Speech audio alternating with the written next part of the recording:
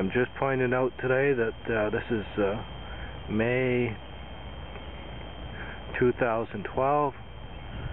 Just noticing the cement work around the cross and the front of this cross, and where likely the offering altar is there. And there isn't any damage to the cement concrete base of this steel cross of the Miracle on St. George's Hill, and there isn't any damage to this cross or the lighted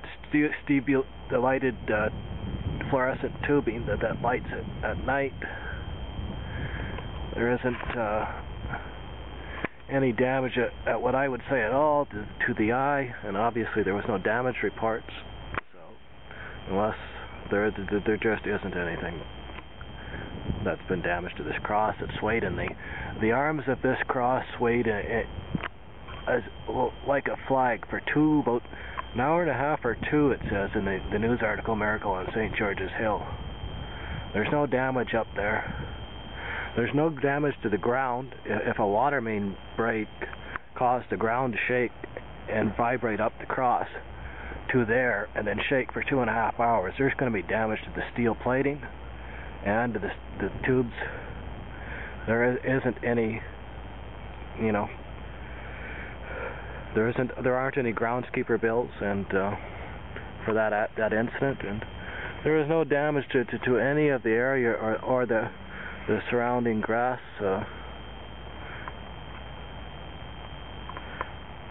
In this location, the Oasis of Peace, and well, I could get a better inspection, or somebody else could, but I mean, there isn't any records, and it would just be silly. There isn't any damage at all, and so from the water main break, the PU's explanation would be ridiculous.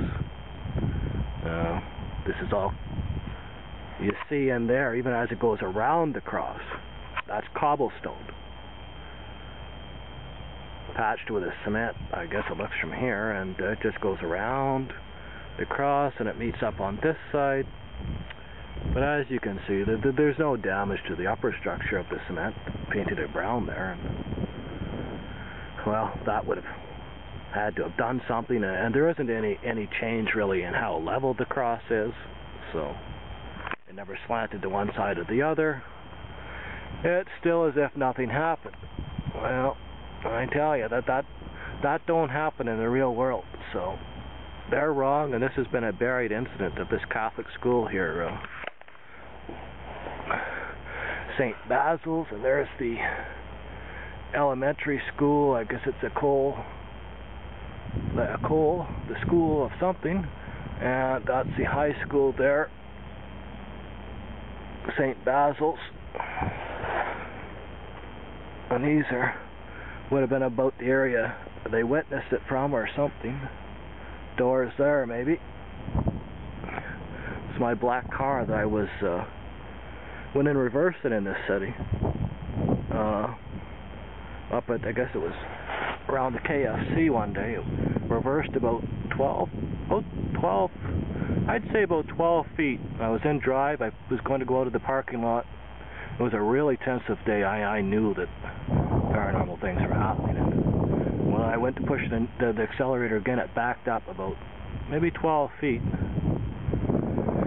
And then I thought, well, this is crazy. I put the brakes on, and I forget whether I shifted another gear forward, just because that was my instinct to check, and it drove out. But it was one of them things like, oh, like almost like a scared feeling, like, the real serious Twilight Zone when your car is going in reverse while you're driving. You know what's going to happen.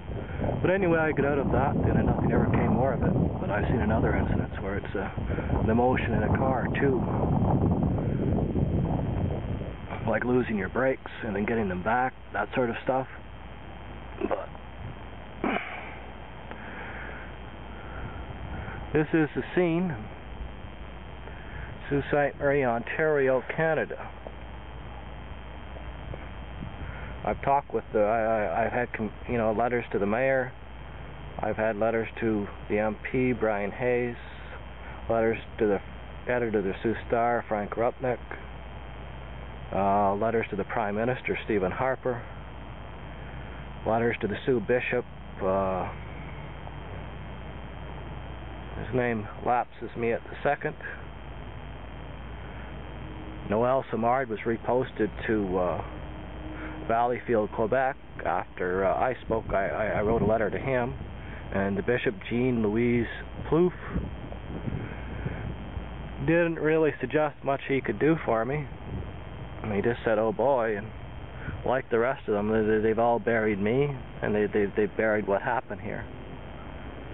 And the whole 666 ID I got in the mail.